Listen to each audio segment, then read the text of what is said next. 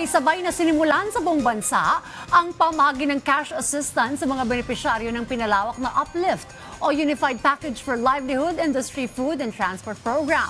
Sa ilalim ng pinalawak na Uplift Program, bukod sa mga nasa 4Ps, kasama na rin sa mga benepisyaryo yung mga tinatawag na near-poor households at low-income workers.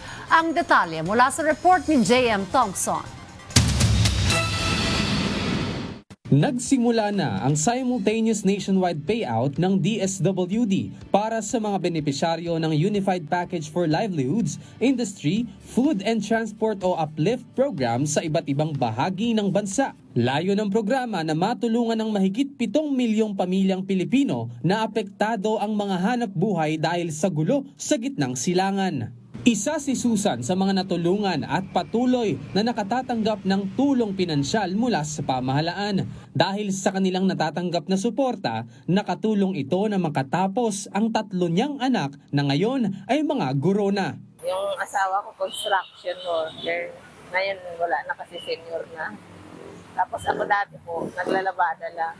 Kaya malaking tulong sa kalabay. Lalo na sa pag-aaral ng ako. Ganon din si Junie na kasalukuyang umaasa sa tulong na kanilang nakukuha mula sa pamahalaan dahil sa nangyayari sa kanyang pamilya. Malaking tulong na yun kasi wala akong pamasahe ng mga anak ko sa pag-aaral, sa pangbaon. Ayan ang problema nga ako ng pangbaon ng anak ko. Lalong-lalo na nasunugan kami, wala kaming bahay.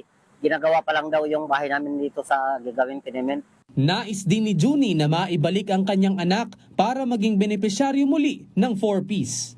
Nilinaw naman ni DSWD Secretary Rex Gatchalian na ang mga benepisyaryo na nasa listahan ay galing sa Philippine Statistics Authority o PSA kung saan nakabatay ito sa 2024 Community-Based Monitoring System. Kaya't wala silang kapangyarihan na magdagdag o mag-alis ng mga pangalan sa listahan para mapanatili na patas at nakabatay ito sa opisyal na datos. Samantala, bago pa man simula ng pamamahagi ng ayuda sa mga uplift beneficiaries, naglabas ang DSWD ng paglilinaw tungkol sa mga grupo. Ang Group 1 ay binubuo ng mga benepisyaryo ng 4Ps at walang gutong program. Isang beses lamang silang makatatanggap ng 2,000 pesos dahil patuloy na silang tumatanggap ng tulong mula sa mga nasabing programa.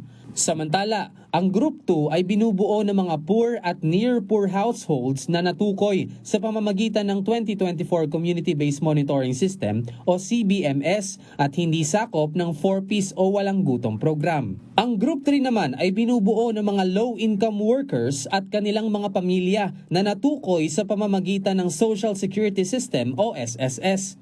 Ang mga benepisyaryo ng Groups 2 at 3 ay makatatanggap ng 2,000 pesos bawat buwan mula Hulyo hanggang Desyembre o sa loob ng 6 na buwan upang mapanatili ang kanilang kakayahang tustusan ang mga pangunahing pangangailangan.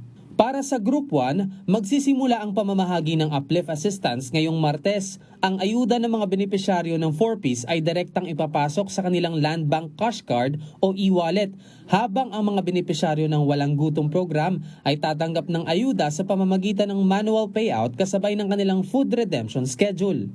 Ang Group 2 naman ay sasailalim muna sa manual payout ngayong Hulyo. Kasabay nito ang verifikasyon ng kanilang mga detalye at pagpaparehistro sa Digital Bank o e-wallet para sa mga susunod na payout hanggang Desyembre.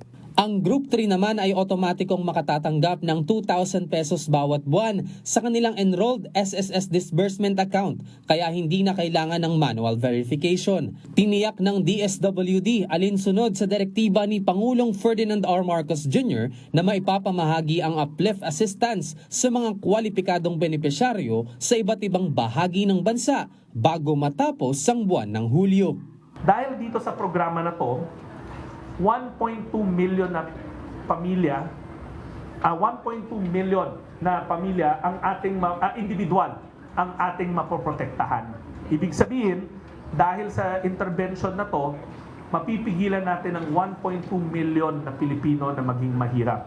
J.M. Thompson, para sa Bayan.